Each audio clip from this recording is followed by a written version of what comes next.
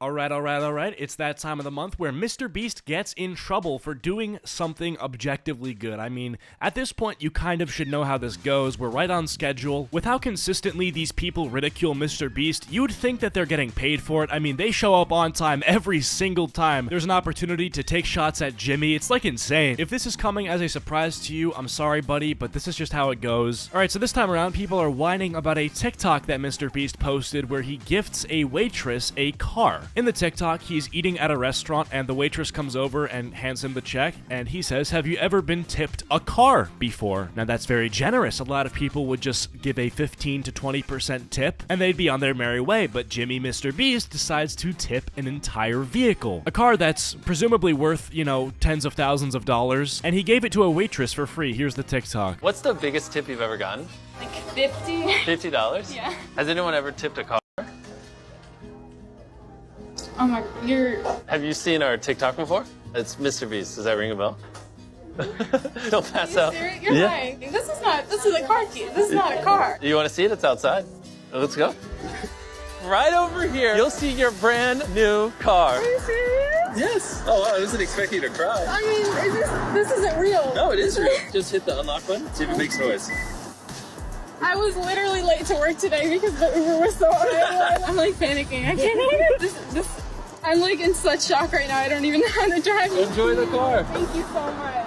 Alright, so from what I've gathered, there are 3 to 4 different reasons why people are mad at him for doing this. The first, and in my opinion, the only valid reason that people are mad or, you know, they're giving criticism to MrBeast is because the car is wrapped in MrBeast branding. Now, before anybody says anything, obviously a car with MrBeast branding is better than no car at all, right? I mean, you're literally getting a car for free. Who cares if it has MrBeast branding on it? I understand. But I do agree that it may be embarrassing for her to drive this car around and it just has, like, Feastables and MrBeast logo on it. I can understand perhaps it would feel like you're driving around a walking advertisement for a grown man who makes kids content. And plus, like, the design itself is a little in my opinion, like just like the Feastables box logo on the passenger side door. But oh my god, the overreaction to this is insane. I'd rather drive a trash can. YouTube star MrBeast is slammed for, quote, tipping his server a new car covered in logos for his chocolate business venture. I'd rather drive a trash can. Is that really an own in your opinion? Like, you admit that you'd rather drive a trash can than a perfectly good vehicle? All because what? It has a MrBeast logo on it? People are acting like MrBeast put 5 mega swastikas on this car and handed it to a Jewish person. Like, yeah, it's an advertisement, it's a little cringy, but it's not that bad. Also, dude, you know she can probably take it off, right? But she may not even have to take it off because at the end of the day, I mean, it's a MrBeast car. At the end of the day, MrBeast at this point is like an A-tier celebrity. He's got, what, 25 million Instagram followers, over 100 million YouTube subscribers? I'm not even trying to ride, but if you drive that around, for every one person who thinks it's cringy, there's gonna be about 10 more people who think it's cool. And truthfully speaking, it could have been way worse. Like, he could have blown up the MrBeast head and made the car like a super bright, vibrant blue. But this design, well, okay, obviously it's more eye-grabbing than the car if it was stock. It's like fairly subtle. It could have been way worse. Like, what are we actually worried about here? Like, she's out drinking with her friends at a bar, and then somebody sees her car that looks different than a normal car, and then what? What do they say? Oh, your car looks gay. Like, like, what? Your car looks peculiar and I don't like it.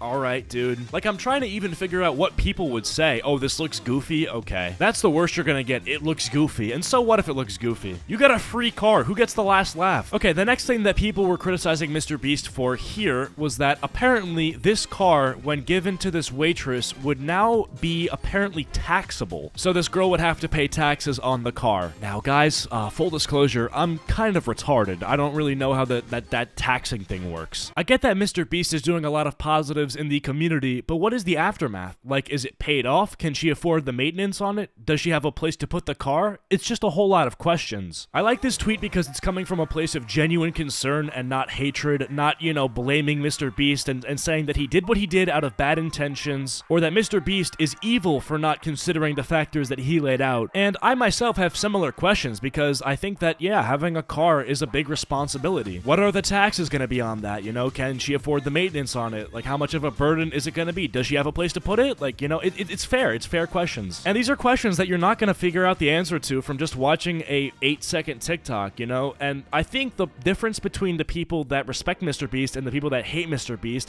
is they take that ambiguity and they're okay with it because they trust MrBeast's good intentions, while the people who hate MrBeast see all of these questions and these sort of gray areas as opportunities to attack MrBeast for not, I don't know, like doing enough due diligence or something. Like, oh, MrBeast tipped a car, but he didn't consider if they have a place to put it. That's not because he may have made a mistake or that he was busy focusing on the overall good deed, but because he's evil and he's using people for content. They also don't even consider the fact that all of these questions could have been addressed off camera. Like, MrBeast isn't gonna make a TikTok interviewing this person, seeing if they'd be a good candidate for a car. Like, that's not content. That's just like a boring interview. Like, okay, what's your insurance like? What's your tax like? That's just like, first of all, the people may not even want to do that, right? Like, that's private information. And second of all, that's not entertaining at all. MrBeast is an entertainer. You sort of have to trust that he has things under control, and, you know, I do trust that he has things under control, considering the fact that he's 24 years old and has like 5 different businesses going on. These people just gotta trust the process, you know? Okay, so the third and final thing that MrBeast was really getting criticized for was that the girl who received the car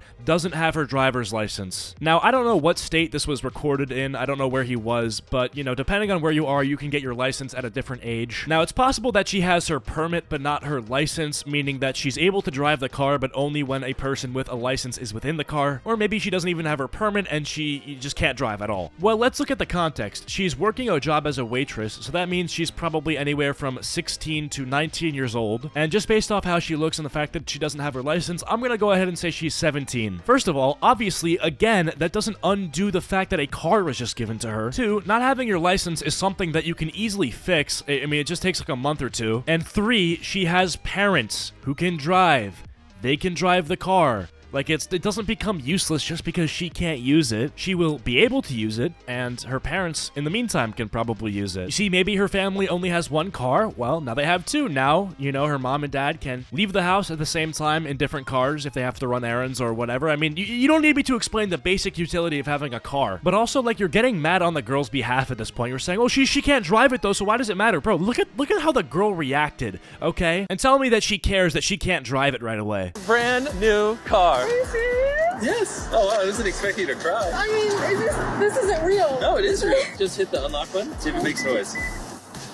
I was literally late to work today because the Uber was so unavailable. I mean, bro, she's shedding tears in the video. She's literally overwhelmed with joy. This is a sort of thing that it doesn't matter if she can't drive it. I mean, why even get mad on her behalf when you can literally see this has changed her life, or at least going to change the next few years of her life? Well, I guess if something changes a few years in your life, then it does change your life. So it's going to change her life. But regardless of that, you still have people like this that say, I'd kill myself if I got gifted a car that was branded with MrBeast Feastables chocolate bar. Really, you'd kill yourself. Like right there, like in front of MrBeast, he gives you the car and you just, what do? You just hold your breath in front of him? You suffocate yourself? That's just a crazy thing to say, bro. Like, really? You're gonna do that because you were given a car? You're gonna kill yourself? Very stupid. But anyways, I want to spend the rest of this video reacting to a video called Why MrBeast is Unironically Evil, just because we're on the topic of MrBeast hate, so let's take a look. So of course I covered the MrBeast drama in yesterday's video and the massive backlash he received to his newest video, but of course loads of MrBeast simps flooded the comments saying, well,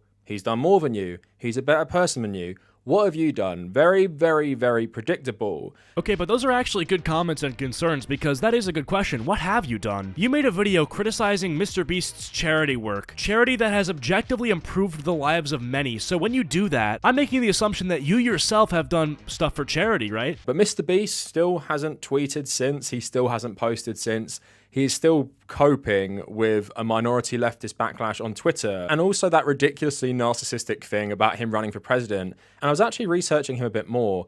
I didn't know he actually wants to run for president. Like, he said numerous times when he's like in his 40s, he wants to run for president. Okay, but bro, like, are you even a US citizen? You got the British accent. Do you even live here? If he ran for president, you know who wouldn't get a say? you. Also, why is that like so ridiculous? He's 24, he's like a genius, okay? Granted, I don't know what his policies would be, I don't know much about his politics or anything like that, but why is that such a ridiculous concept? Because he made YouTube videos that just seem silly? Like, okay, but that's like the modern era. A lot of people make YouTube videos. He's the biggest YouTuber. I wouldn't dismiss voting for MrBeast. If he, you know, had a good case and a good platform that he ran on, I'd vote for him. But anyways, after seeing how annoying this guy is, I don't even want to watch this video. So if you guys enjoyed it, please be sure to leave a like and subscribe if you're at all new to the channel. Follow my social medias, links are all down below, and comment on Smurf if you made it to the end of the video, and I'll see you guys all in the next one. Goodbye.